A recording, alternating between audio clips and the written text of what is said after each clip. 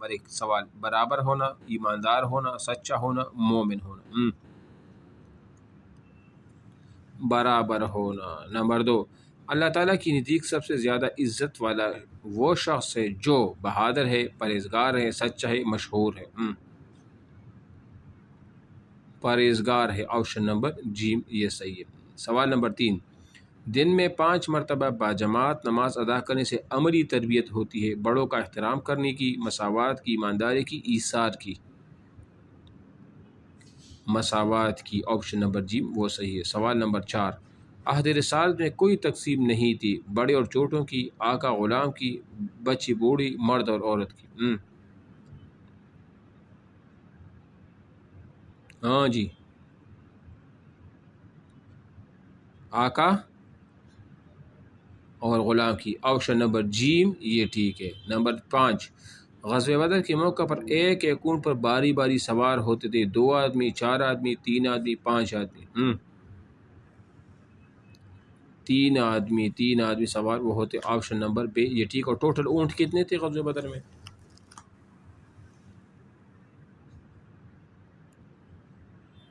70 کتنے؟ گھوڑے کتنے تھے؟ 2 کتنے؟ کس کس کے پاس تھا؟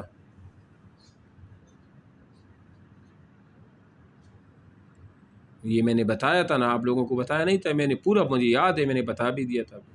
حباب بن المنذر اور زبیر بن العوام کے پاس یہ 2 گھوڑے تھے، ایسا ہی تھا، ٹھیک ہے نا؟ زبیر بن العوام۔ اچھا اخوت کی معنی ہیں بھائی چار، ہلو ہاں، دوسرا نام جو ہے نا 2 لکھ دے، اس میں ایک ہے اور میں کنفرم، ایک تو زبیر بن العوام ہے اور دوسرا یا تو مقداد بن الاسود ہے یا حباب بن المنذر ہے، یہ دونوں لکھ دو، پھر میں کنفرم کر کے بتاؤں۔ اچھا اخوت اسلامی اور اتحاد، ٹھیک ہے یہ پڑھیں گے۔ اخوت کی معنی ہے بھائی چارہ، لفظ آواز آ رہی ہے؟ اخوت کی معنی ہے بھائی چارہ، لفظ اتحاد عربی زبان کا لفظ ہے جس کے معنی ہے ایک ہونا۔ ہو سکتا ہے یہ آج کہ لفظ اتحاد کس زبان کا لفظ ہے، تو یہ عربی زبان کا لفظ ہے، جبکہ ملی کا لفظ ملت سے نکلا ہے جس کے معنی ایک امت یا ایک قوم کے ہیں۔ اتحادی ملی سے مراد قوم کا عقیدہ اور نظریہ کی بنیاد پر ایک ہو جانا، انسانوں کا ایک ایسا گروہ یا جماعت ہو جو کسی نظریے اور عقیدے کی بنیاد پر تشکیل پائے، ملت کہلاتا ہے۔ ملت اسلامیہ ایک امت ہے اور اس کی بنیاد لا الہ الا اللہ محمد رسول اللہ پر رکھی گئی ہے۔ امت مسلمہ کے درمیان کتاب اللہ اور سنت رسول صلی اللہ علیہ وسلم کی شکل میں اتحاد اتفاق کی 2 مضبوط بنیادیں موجود ہیں۔ اللہ کے رسول صلی اللہ علیہ وسلم نے فرمایا، میں تمہارے درمیان 2 چیزیں چھوڑ کر چاہ رہا ہوں، ایک اللہ کی کتاب اور دوسری میری سنت یعنی حدیث، جب تک تم ان دونوں کو مضبوطی سے تامے رہو گے گمراہ نہ ہوگے۔ اخوت اسلامی اور اتحادی ملی کی اہمیت، دنیا کے تمام مسلمان ایک امت ہیں، خواہ ان کا تعلق کسی بھی مذہب، خطے یا خاندان سے کیوں نہ ہو۔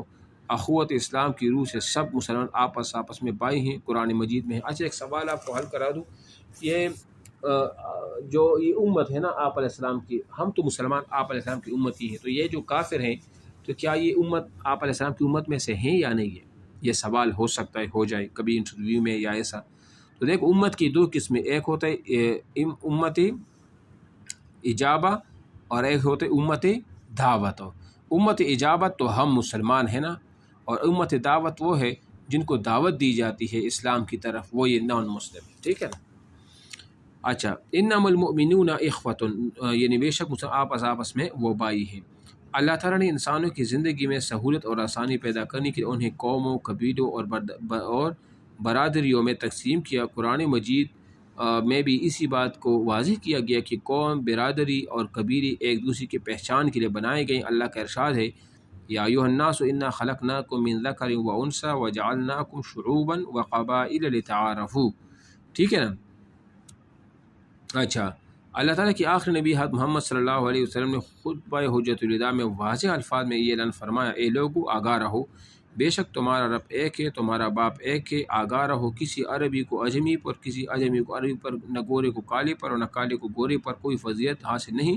فضیلت اگر ہے نا تو وہ تقوی کی بنیاد پہ، جو زیادہ تقوی دار ہوگا وہ اللہ کے نزدیک قریب ہوگا۔ اخوت اسلامی اور اتحاد ملی کا تقاضا، کسی بھی قوم کی کامیابی اور کامرانی اور اس کی افراد کی باہمی اتحاد مضمر ہے۔ جس طرح پانی کا قطرہ قطرہ مل کر دریا بنتا ہے، اسی طرح انسانوں کی متحد اور مجتمع ہونے سے ایسی اجتماعیت تشکیل پاتی ہے کہ جس پر نگاہ ڈالتی ہی دشمن وحشت زدہ ہو جاتا ہے اور کبھی بھی اس کی طرف میلی آنکھ سے نہیں دیکھ سکتا۔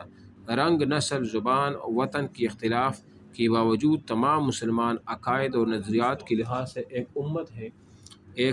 امت ہے۔ سب کا دین اسلام ہے، سب عقیدہ توحید اور رسالت آخرت پر پختہ ایمان رکھتے ہیں۔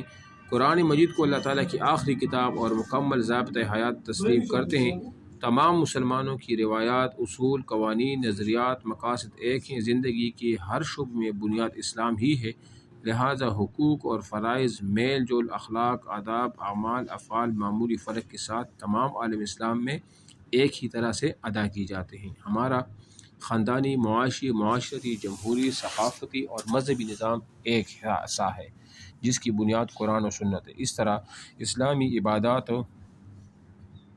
بھی ملت و اسلامیہ کے اتحاد اور اتفاق کا مظہر ہے۔ دنیا کے ہر خطے میں نماز کے لیے ایک ہی طریقے سے اذان دی جاتی ہے۔ سب مسلمان ایک ہی قبیلے کی طرف منہ کر قبلے کی طرف منہ کر نماز ادا کرتے ہیں، ایک ہی مہینے میں روزے رکھتے ہیں، ایک ہی شرح زکوٰۃ دیتے ہیں۔ ان عبادات میں حج کو نمایاں حیثیت حاصل ہے کیونکہ حج کے دوران میں دنیا کے ہر خطے سے لوگ ایک ہی لباس میں طواف خانہ کعبہ کرتے ہیں اور ایک امام کی قیادت میں مناسک حج وہ ادا کرتے ہیں۔ تاہم ان مشترکہ اقدار کے باوجود اس بات کی اشد ضرورت ہے کہ مسلمانوں میں اتفاق کو پروان چڑھانے کی کوشش کی جائے تاکہ سیاسی سطح پر مسلمانوں میں اتحاد پیدا ہو۔ تمام مسلمان ایک متحدہ بلاک قائم کرے، مشترکہ تجارت کو فروغ دے، ایک دوسرے کی معاشی مفادات کا تحفظ وہ کرے۔ یعنی اب مشق پر آ جائے، باقی جو ہے نا وہ مشق۔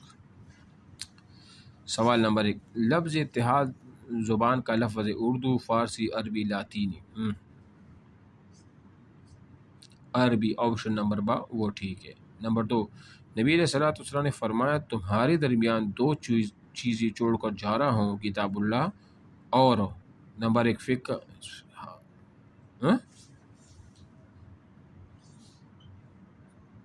سنت، آپشن نمبر جیم وہ صحیح ہے، ٹھیک، سنت۔ نمبر 3، قوم، برادری اور قبیلے ایک دوسرے کے لیے بنائے گئے ہیں، مدد کے لیے، دشمنی کے لیے، پہچان کے لیے، عزت کے لیے۔ پہچان کے لیے، آپشن نمبر با، لتعارفوا، آپشن نمبر با یہ ٹھیک ہے، پہچان کے لیے۔ نمبر 4 نمبر سوال، کسی قوم کی کامیابی و کامران اس کی مضمر ہے، علاقائی محل وقوع میں، فرقوں کی تعداد میں، قبیلوں کی یکجہتی میں، افراد کی باہمی اتحاد میں۔